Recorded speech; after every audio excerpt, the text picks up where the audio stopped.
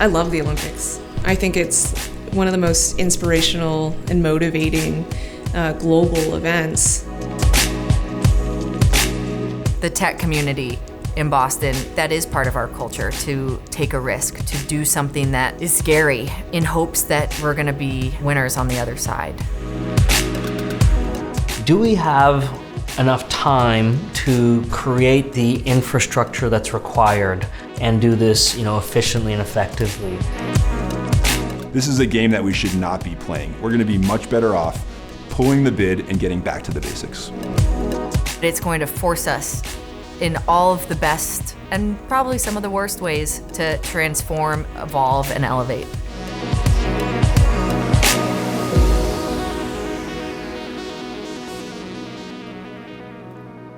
Hey guys, welcome, and thanks so much for giving me the opportunity to pitch Boston 2024 to the innovation community.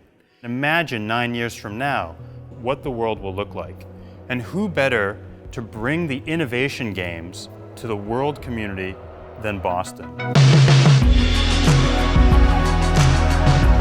We have to make sure that we capitalize on the innovation we have right outside our door to create an Olympics that is future focused.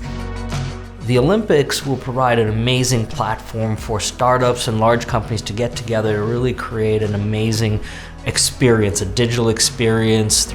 For example, direct you to the types of activities and even food options and entertainment options that are going to be most appealing to you. Use that same data to figure out where the crowds are and where things are too busy and try to shift traffic into other places and make things flow much more smoothly. In 2024, the experience that we could provide for the world will be extraordinary and unimaginable today. And by doing so, we will solve one of our biggest issues as an innovation community, which is our brand. I like to say that we all graduated from the New England School of Marketing. And the New England School of Marketing is one in which it says if you've got something really special, do everything possible to hide it. Having the spotlight on us is going to help change the perception that we are a city of the future, not just a city of the past. As you're trying to get college graduates to stay in Boston, by having the city on this great world stage makes them more energetic about being here and wanting to stay here.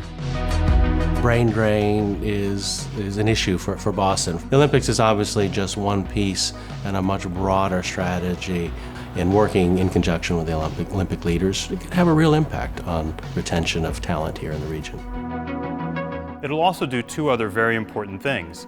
It'll address two huge issues that we have in this city. One, crumbling transportation infrastructure, and two, housing stock shortage. I think it will lead us to building the transportation infrastructure that this city needs in order to be a true megapolis of 2050. I think the Olympic movement is, quite honestly, probably a relatively small element overall in what it takes to create the infrastructure that supports the growth and the innovation and entrepreneurship ecosystem here in Boston. I don't see the Olympics working against that goal in any way. In fact, I think they can work towards it in certain ways. But largely, this is a much broader agenda, I believe, beyond just the Olympics. As people, a great way to motivate and accomplish things is to set goals and have deadlines, right? Here's a way to kind of get the whole city in and around a specific goal and a specific, almost a deadline to get things done. What it's really a deadline for is definitely building a 60,000 person stadium, definitely building a velodrome, definitely building an aquatic center. Those are the things that will get done on the deadline. But the things that are actually going to make us better as a city on a day-to-day basis, we should be working on today, whether there's an Olympic bid or not. And frankly, the Olympic bid will be a distraction from those things. Because we got an Olympic bid doesn't mean we stop business in City Hall. I mean, we're a big city, that there's a lot going on. And the Olympic bid hasn't stopped us from planning the future of what the city is going to look like. And so we got to move forward on all those proposals. Paint us a picture of what we can expect the lasting impact, if any, would be on us as Boston residents. The principle for the bid is no white elephants, right? No ridiculously large stadiums that leave a blemish on the landscape because they go unused. So the vision is that this would be a very sustainable games. It's about what will be left after the Olympics. We will have increased affordable housing. Thousands of jobs will be created just from this effort. And we will have improved infrastructure. Let's take the T as an example. And we do need to fix the T, it's incredibly important. But the IOC and Boston 2024 are not investing new dollars in the T. What they're saying is, we think that we want to build a stadium and a velodrome and an aquatic center, and that somehow that's going to force our state leaders to invest more in the T. I'm thinking of it more as like a nice season where we do higher sales than normal. I don't know that it's like gonna have as big a lasting effect. And I think that other places the Olympics has hit generally doesn't have that lasting effect. It's a really short, brief blip. They're talking about building 6,000 units of housing for the athletes, which is over 16,000 beds. That's 6,000 units of moderate, low-income housing that we can be repurposed, redefined when the Olympic bid is over. One critical risk that the Olympics faces is displacement. Nearly every mega event, sporting event, has had serious issues of displacement. We want the neighborhoods to benefit. And if you're a resident of East Boston, you're going to remain a resident of East Boston with increased housing. And the venues that we're looking at, and possibly some of the backup venues, none of them really are right in the middle of residential neighborhoods. So there's not one home that will be displaced because of the Olympics. I mean, because of the venues that we have. We just don't have to. How your team is going to ensure that all of this process is going to be on budget and on time? I mean, it's just going to be a colossal mess. I mean, look at any big projects Boston takes on. It's like the Big Dig was a nightmare. I mean, I don't see why this should be looked at that differently. Sure, the Big Dig is, I think, the worst example of project management. People have learned and should have learned from the mistakes, but I think there are a lot of examples for both public and private projects that have come on time and on budget and have been spectacular for the city. When you think about the logistical challenges of running those couple of weeks of the Olympics here in the city, well, we have people in engineering and business schools all across this great city that can help work on those problems. We need to try. We owe it to ourselves to try. We should show the rest of the world what we can build and not just roll over and say, oh, we haven't done it historically, let's not do it. So there's a lot of stakeholders in this whole thing. A lot of residents, a lot of transplants in the form of students. What's like the go-to-market or marketing strategy of the team to not only educate, but gain buy-in from those different stakeholders around this initiative? Yeah, to be honest, I think the group is behind on that. And I think there's a lot of work that needs to be done. One of the dangers, not just in Boston, but in any one of these big planning processes, is you tend to get the captains of industry who lead the committees and who lead the sort of the planning process. Are we really going to include everyone's viewpoint? Are we going to include people from all across the city, from Dorchester, Mattapan, Roxbury, Beacon Hill, downtown, everywhere, and not just have representation from certain pockets of Boston? We don't have the best answers in the technology world. The academic institutions don't have the best answers. The city government doesn't have the best answers.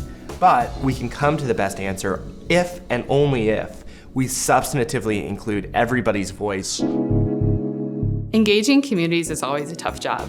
A lot of times the people that will show up to meetings will show up because they're in opposition to a project. So the question is always, how do you engage that silent majority? How do you make it easy for them to participate? And I think that's really online, letting them do it on their own schedule, on their own time.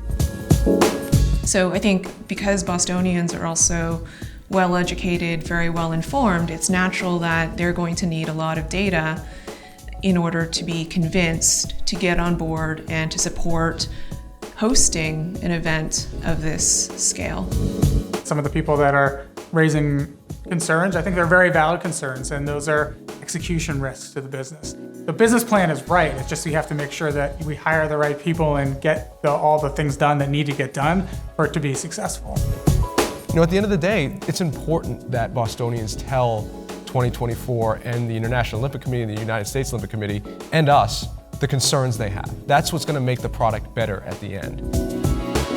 Our goal has always just been to provide a voice to people in Massachusetts who are skeptical of this bid and to expose some of the fundamental issues with trying to work with the IOC to build something that makes sense for your city.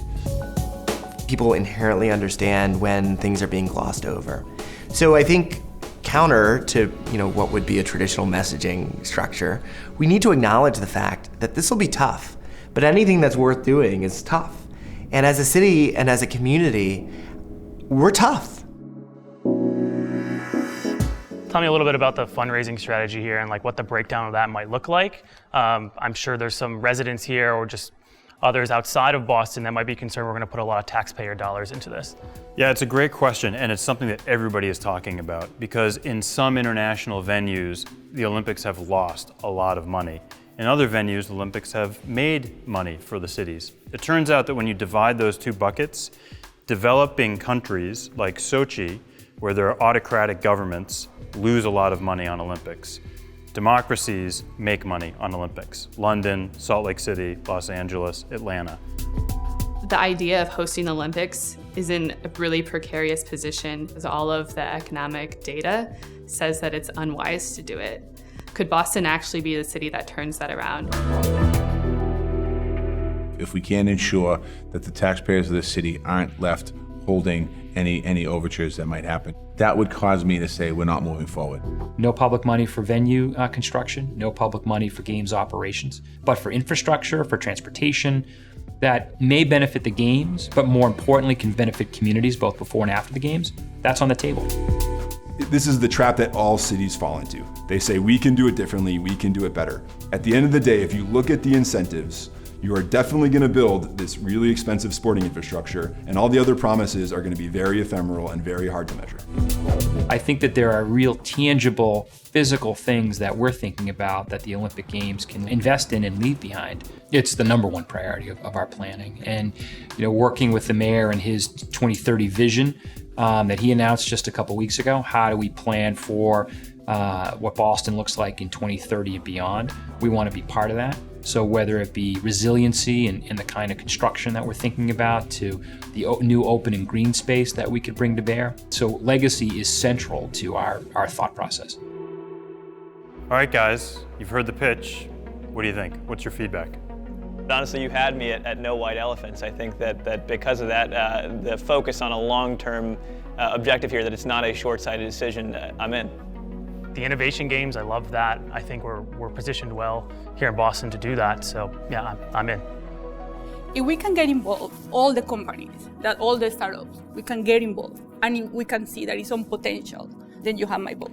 And it's really that last point, Clara, that has me most passionate. As I started to think about the impact that the games could have on the innovation community, not just the broader community, that's what started to get me excited. And that's why I'm passionate about our bid. Wonderful. Well, we'll see you in 2024. World-class cities raise their hand and ask for the Olympics to come to their city. We're an amazing city. We've got really smart people who can do exceptional things. And they can do that whether or not we win the games. But the games give us an opportunity, I think, to imagine ourselves bolder and bigger than even we are today. You think about the magic of the Olympic Games, think about the Usain Bolt of 10 years from now, beating out a guy at the last minute in a stadium in South Boston. You think about the Olympic torch relay. You think, with David Ortiz handing it off to some entrepreneur who became successful in the Roxbury Innovation Center, to some hero that we don't even know exists yet of Boston lighting that final flame. And the entire world, 2 billion people watching our city and watching the Prudential Center in the background. That's so exciting. I think what's even more exciting is after the games leave, what our city has become, the potential that we've been able to achieve as a result of it. Those two things in combination are just so exciting.